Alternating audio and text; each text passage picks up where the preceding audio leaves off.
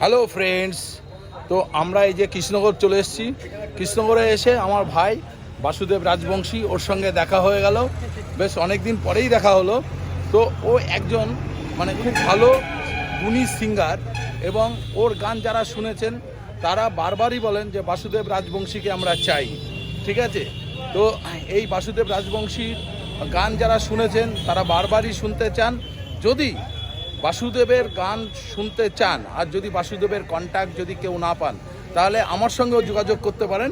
ঠিক আছে, আমি বাসুদেবের নাম্বার দিয়ে দেবো এবং বাসুদেবকে আপনাদের কাছে অবশ্যই পেয়ে যাবেন। ঠিক আছে, আজকে হট করে একটা মানে খুব আনন্দের বিষয় যে আমরা সবাই কালেক্টরেটে এসেছিলাম একটা কাজের জন্য। হট করে দেবাদার সাথে দেখা হয়ে গেল এবং আমাদের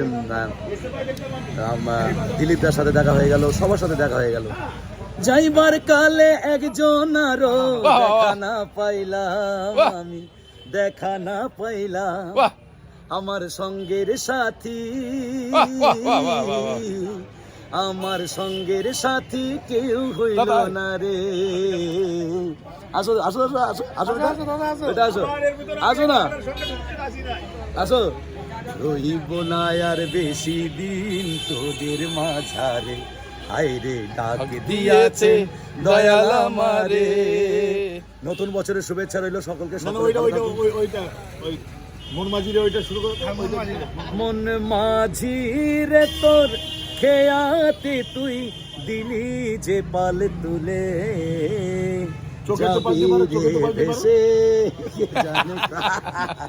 এই হচ্ছে শিল্পীর গুণ। যেখানেই দেখা হোক শিল্পীর প্রতিভাটা দেখায়। ঠিক আছে, তো বাসুদেবকে অশেষ অশেষ ধন্যবাদ। সকলে ভালো থাকুন, সুস্থ থাকুন, সবাই ভালো থাকবেন, সুস্থ থাকুন। অসংখ্য ধন্যবাদ, ভালোবাসা।